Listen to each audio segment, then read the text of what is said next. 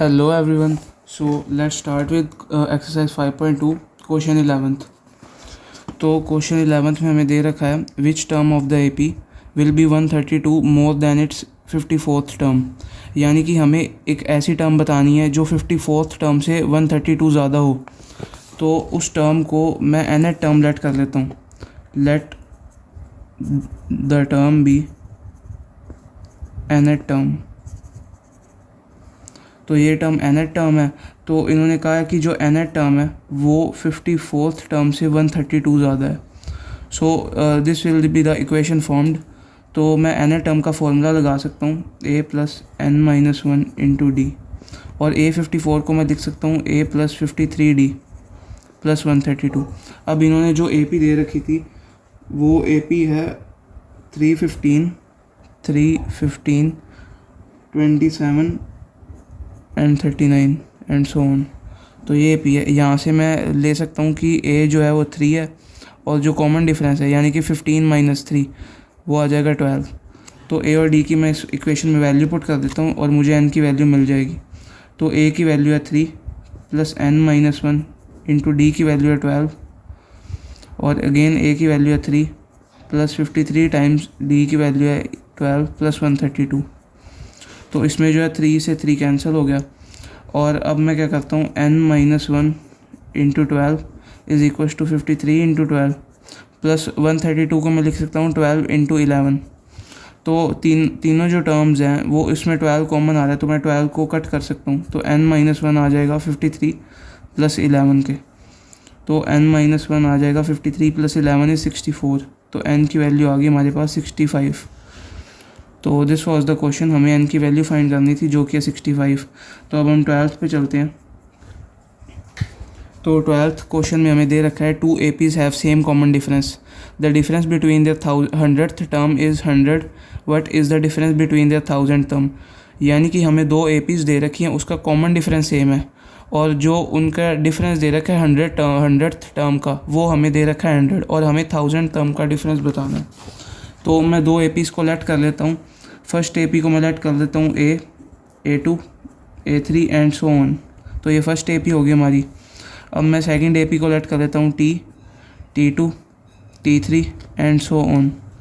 तो इसमें जो फर्स्ट टर्म है वो है A, और इसकी जो फर्स्ट टर्म है वो है T, और इसका जो कॉमन डिफरेंस तो दोनों में ही सेम है. तो कॉमन डिफरेंस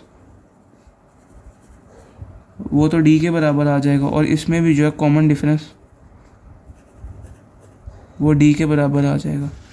तो इसकी जो 100th टर्म क्या बनेगी, इसकी 100th टर्म बनेगी A प्लस 99D, और इसकी 100th टर्म बनेगी T प्लस 99D. अब इन्होंने कहा है डिफरेंस ऑफ 100 टर्म्स इज़ 100, यानी कि इसका और इसका जो डिफरेंस है 100 टर्म का, यानी कि A 100 minus T 100 is equal to 100. तो हमें ये इक्वेशन उन्होंने दी थी, तो इसे मैं लिख सकता हूँ A 100 को लिख सकता हूँ A प्लस 99D, और T 100 को मैं लिख सकता हूँ T प्लस 99D और ब्रैकेट 100. तो 99D कैंसिल हो जाएगा, तो ये आ जाएगा A minus T is equal to 100. तो हमें ये एक इक्वेशन मिल गई. अब इन्होंने कहा था कि हमें 1000 टर्म का डिफरेंस बताना है, यानी कि अब जो है हमें डिफरेंस बताना है 1000 टर्म का दोनों की. तो हमें ये चीज़ बतानी है. तो A 1000 को मैं लिख सकता हूँ A plus 999D minus T plus 999D. तो ये 999D जो है वो कैंसिल हो जाएगा, तो A माइनस T बचेगा, और A माइनस T की हमें वैल्यू पता जो कि है 100. तो A माइनस T की वैल्यू आ जाएगी 100. तो इसका जो 1000 टर्म का डिफरेंस है दोनों का, तो वो भी आएगा 100. So this was the question. तो अब हम नेक्स्ट क्वेश्चन पे चलते हैं जो कि है 13th. तो 13th क्वेश्चन में हमें दे रखा है how many 3 digit numbers are divisible by 7. तो हमें 3 डिजिट नंबर्स बताने जो कि 7 से डिविजिबल है. तो अब स्टार्ट करते हैं क्वेश्चन. तो 3 डिजिट नंबर्स जो 100 से लेके 999 तक होते हैं. तो बाय हिट एंड ट्रायल मैं बोल सकता हूँ कि जो फर्स्ट 3 डिजिट नंबर है जो कि 7 से डिविजिबल होगा वो होगा 105. इसे आप डिवीजन से भी सॉल्व कर सकते हो. जो फर्स्ट 3 डिजिट नंबर है वो है 100, और अगर मैं 100 को 7 से डिवाइड कर दूँ तो ये आ जाएगा 14 7 ज़ा 98, तो 2 रिमाइंडर आ गया। तो यानी कि 2 का रिमाइंडर का मतलब क्या है कि अगर मैं 100 को डिवाइड करता हूँ 7 से तो 2 रिमाइंडर बचता है। या तो मैं 100 में से 2 सब्ट्रैक्ट कर दूँ, अगर मैं 2 सब्ट्रैक्ट करूँगा तो ये 2 डिजिट नंबर हो जाएगा। या तो मैं 2 में 5 ऐड कर दूँ, यानी कि मैं 100 में 5 ऐड कर दूँ। तो अगर मैं यहाँ पे 5 ऐड कर रहा हूँ रिमाइंडर में, तो अगर मैं 100 में भी 5 ऐड कर रहा हूँ तो ये 7 आ जाएगा रिमाइंडर, जो कि वो डिविजिबल हो जाएगा। तो यानी कि यहाँ से मुझे पता चल गया कि जो फर्स्ट नंबर है 3 डिजिट नंबर वो 105 है। तो इस प्रकार जो है अगर मैं कॉमन डिफरेंस 7 ले लूँ तो जो नेक्स्ट टर्म आएगी वो आएगी 112 एंड सो ऑन चलता जाएगा। अब लास्ट में हमें चेक करने के लिए जो लास्ट वाला नंबर है वो 3 डिजिट नंबर वो है 999। अगर मैं 999 को 7 से डिवाइड कर दूँ तो 7 1 ज़ा 7, 4 ज़ा 28 एंड 7 2 ज़ा 14। तो हमें जो रिमाइंडर मिला वो है 4। तो अब मैं क्या करता हूँ, 4 सब्ट्रैक्ट भी कर सकता हूँ और 4 ऐड भी कर सकता हूँ। अगर मैं 4 ऐड करूँगा तो ये नंबर 3 डिजिट नहीं रहेगा। तो इसमें मैं क्या करता हूँ, मैं सब्ट्रैक्ट कर देता हूँ 999 में से 4। तो 999 माइनस 4 करेंगे तो 994 आ जाएगा, 995 आ जाएगा। तो हमारे पास जो है लास्ट जो आएगा नंबर वो डिविजिबल है, वो है 995। तो मैंने 999 में से माइनस कर दिया 4। तो अब जो है हमारे पास एक AP आ गई है। तो फर्स्ट टर्म इसकी है 105 और जो कॉमन डिफरेंस है वो है 7। तो अब हमें बताना है नंबर ऑफ़ डिजिट्स कितने होंगे, यानी कि नंबर ऑफ़ टर्म्स कितनी होगी जो डिविजिबल है 7 से। तो अब मैं nth टर्म का फॉर्मूला लगाऊंगा। जो nth टर्म है वो है 995 is equal to A plus n-1 into D जो है 7। तो अब 9995 माइनस 105 तो ये आ जाएगा 9990। यहाँ पे 5 आना था तो यहाँ पे आ जाएगा 994। तो यहाँ पे आ गया 994। अब मैं 994 माइनस 105 करूँगा तो ये आ जाएगा 889। 889 divided by 7 is equal to n-1। तो अब इसको मैं अगर सॉल्व करूँगा तो ये आ जाएगा 7 1 ज़ा 7, 2 ज़ा 14 और ये आ जाएगा 7 7 ज़ा 49। तो n की वैल्यू आ गई हमारे पास 128। तो अब हम नेक्स्ट क्वेश्चन पे चलते हैं। तो 14th क्वेश्चन में दे रखा है how many multiples of 4 lie between 10 and 250।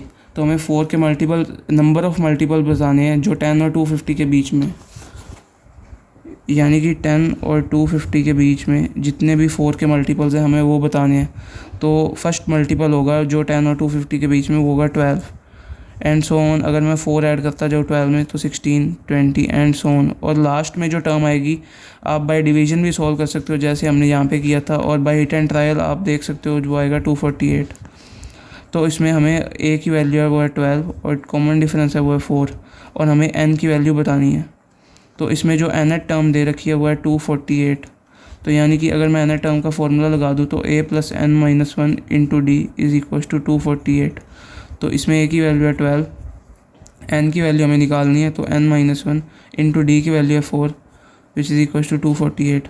तो अगर मैं n-1 इंटू 4 अगर मैं 12 दूसरी तरफ ले जाऊँ तो ये आ जाएगा 236। तो n-1 236/4 यानी कि 4 5 ज़ा 20 और 4 9 ज़ा 36, यानी कि n की वैल्यू आ गई 60। So this was the 14th question, यानी कि टोटल नंबर ऑफ़ टर्म्स जो होगी 10 और 250 के बीच में जो 4 से डिविजिबल होंगी वो होगी 60। तब हम 15th क्वेश्चन पे चलते हैं।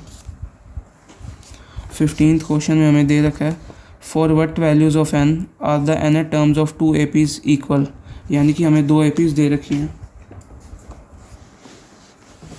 15th क्वेश्चन में हमें 2 APs दे रखी हैं। जो फर्स्ट AP है वो है 63 65 67, 63 65 67 एंड सो ऑन। और जो हमें सेकंड AP दे रखी है वो है 3 10 17 and so on, 3 10 17 and so on. तो हमें इसकी nth टर्म कौन सी होगी जो इक्वल होगी। तो यानी कि इसमें जो फर्स्ट टर्म है वो है 63 और इसमें कॉमन डिफरेंस जो आएगा 65 माइनस 63 यानी कि 2। इसमें जो फर्स्ट टर्म है वो है 3 और जिसमें कॉमन डिफरेंस है वो है 10 माइनस 3 यानी कि 7। यानी कि इसकी nth टर्म क्या होगी। इसकी जो nth टर्म होगी वो होगी an is equal to A plus n-1 into D, यानी कि A plus n-1 into D आ जाएगा 2। तो यानी कि 63 प्लस n माइनस 1 इंटू 2, ये इसकी जो n टर्म होगी वो इक्वल हमें चाहिए, तो इसकी जो n टर्म होगी वो होगी 3 plus n minus 1 into D7 है। तो ये टर्म और ये टर्म इक्वल आ जाएगी क्योंकि हमें n टर्म इक्वल करनी है। तो 63 plus n minus 1 into 2 is equal to 3 plus n minus 1 into 7। तो अब आप इसको सॉल्व कर सकते हो, तो ये आ जाएगा 63 plus 2n minus 2 is equal to 3 plus 7n minus 7। तो ये आ जाएगा 61 plus 2n is equal to minus 4 plus 7n। तो ये आ जाएगा 65 इज इक्वल टू 5n। तो n की वैल्यू आ जाएगी 13, यानी कि इस AP की 13 टर्म और इस AP की 13 टर्म दोनों इक्वल होंगी। तो अब हम जो है नेक्स्ट क्वेश्चन पे चलते हैं। 16th क्वेश्चन में हमें दे रखा है determine the AP whose third term is 16th and 7 term exceeds the 5th term by 12। तो यानी कि एक AP दे रखी है, उसकी जो थर्ड टर्म है वो 16 के बराबर है, और उसकी जो 7th टर्म है वो 5th टर्म से 12 ज़्यादा है। तो हमारे पास ये दो इक्वेशंस फॉर्म हो जाएंगी। तो जो AP है उसकी मैं फर्स्ट टर्म को A मान लेता हूँ और कॉमन डिफरेंस को D मान लेता हूँ। तो A3 आएगा, वो आएगा A plus 2D is equal to 16, और A7 आ जाएगा A plus 6D is equal to A plus 4D plus 12। तो A से कैंसिल हो गया। अगर मैं 4D को उधर ले जाऊँ तो 2D इज इक्वल टू 12 और D की वैल्यू आ जाएगी 6। और अगर इस D के मैं यहाँ पे पुट कर दूँ तो A प्लस 2D यानी कि A plus 12 is equal to 16। तो A की वैल्यू आ जाएगी 4। तो A की वैल्यू 4 आ गई। अब हमें बताना था डिटरमाइन द AP। तो AP जो आएगी वो आएगी, फर्स्ट टर्म 4 है और इसमें अगर मैं 6 ऐड कर दूँ तो यानी कि 10 प्लस 6 यानी कि 16 एंड सो ऑन। ये जो है AP आ गई। अब हम 17th क्वेश्चन पे चलते हैं। 17th क्वेश्चन में हमें दे रखा है find the 20th term from the last term of the AP, यानी कि हमें लास्ट से 20th टर्म निकालनी है। तो इस क्वेश्चन का जो बेस्ट मेथड है, जो हमें AP दे रखी है वो है 3, 8, 13 एंड सो ऑन 253। तो इसका जो बेस्ट मेथड है वो है AP को रिवर्स कर देते हैं हम। तो जो न्यू AP आएगी वो है AP इन रिवर्स ऑर्डर, वो आएगा 253, 13, 8 और 3। जो ये इस नई AP का जो फर्स्ट टर्म है वो है 253, और इसका जो कॉमन डिफरेंस आएगा वो आएगा 8 माइनस 13 यानी कि -5। तो अब हमें जो निकालना था वो था 20th term from the last, यानी कि इस AP की 20th term from the last निकालनी थी। तो अगर हम इस AP की 20th term from the first निकाल दें तो वो सेम आ जाएगी, यानी कि हमें इस AP की जो 20th टर्म निकालनी है। तो 20th टर्म को मैं लिख सकता हूँ A प्लस 19D। तो A की वैल्यू 253 प्लस 19 टाइम D है वो -5। तो यानी कि 253 माइनस 95, तो ये आ जाएगा 158। तो अब हम जो है 18th क्वेश्चन पे चलते हैं। 18th क्वेश्चन में उन्होंने दे रखा है the sum of 4th and 8th term of an AP is 24 and the sum of 6th and 10th term is 44। Find the first 3 terms of the AP। तो यानी कि एक AP है, उसकी 4th टर्म और उसकी 8th टर्म का जो सम दे रखा है वो है 24, और 6th टर्म और 10th टर्म का सम दे रखा है 44। तो अब इसको हम सॉल्व कर लेते हैं। तो A4 को मैं लिख सकता हूँ A प्लस 3D, और A8 को लिख सकता हूँ A plus 7D is equal to 24। A6 को लिख सकता हूँ A प्लस 5D। A10 को लिख सकता हूँ A plus 9D which is equal to 44। तो इसमें जब मैं इसको फर्दर सॉल्व करूँगा तो ये आ जाएगा 2A plus 10D is equal to 24, और इसमें आ जाएगा 2A plus 14D is equal to 44। और इसको मैं सेकेंड इक्वेशन बोल देता हूँ और इसको फर्स्ट। तो अब अगर मैं 2 माइनस 1 करूँ तो 2A से 2A कैंसिल हो जाएगा, और 14D माइनस 10D यानी कि 4D। 44 माइनस 24 20, तो D की वैल्यू आ गई 5। अब D की वैल्यू को मैं यहाँ तो इसमें पुट कर देता हूँ, यहाँ इसमें। तो अगर मैं D की वैल्यू को इसमें पुट करूँ तो यह आ जाएगा 2A 10 5 50 इज इक्वल टू 24। तो 2A is equal to 24 minus 50 यानी कि -26। A की वैल्यू आ गई -13। अब क्वेश्चन में उन्होंने बोला था find first 3 terms of the AP। तो फर्स्ट टर्म तो आ गई -13। अब -13 plus 5 -8, -8 plus 5 -3 and so on. तो ये थी first 3 terms of the AP। तो अब हम नेक्स्ट क्वेश्चन पे चलते हैं। नेक्स्ट क्वेश्चन में 19th क्वेश्चन, उसमें कहा है Subba Rao started work in 1995 at an annual salary of 5,000 and received an increment of 200 rupees each year. In which year did his income reach 7,000? तो एक सुब्बा राव एक वर्कर है, तो उसने अपना काम जो है 1995 में स्टार्ट किया था with his annual salary of 5,000, यानी कि उसको 1995 में 5,000 मिले थे और उसकी हर साल जो है इनकम जो है वो 200 रुपये से बढ़ रही थी, यानी कि 1996 में उसको मिलेंगे 5,200 और 1997 में उसको 5,400 मिलेंगे एंड सो ऑन। तो हमें बताना है कि 7,000 उसको किस ईयर में मिलेंगे। तो जो फर्स्ट टर्म है वो है 5,000 और जो कॉमन डिफरेंस है वो है 200 और जो nth टर्म है हमने लेट कर दिया वो है 7,000। तो अब हमें जो है determine the value of n, तो ये बेसिकली हमारा क्वेश्चन रह गया। तो इसमें अगर मैं nth टर्म का फॉर्मूला लगाऊं तो ये आ जाएगा a + n-1 into D is equal to 7,000 और a और d की वैल्यू पुट कर देते हैं। तो a की वैल्यू आ गई 5,000 + n-1 इंटू डी है 200 इज इक्वल टू 7,000। अब 5,000 उधर जाएगा तो नेगेटिव हो जाएगा, तो n-1 into 200 is equal to 7,000, ये माइनस का 5,000 यानी कि 2,000। तो n-1 इज इक्वल टू आ जाएगा 10।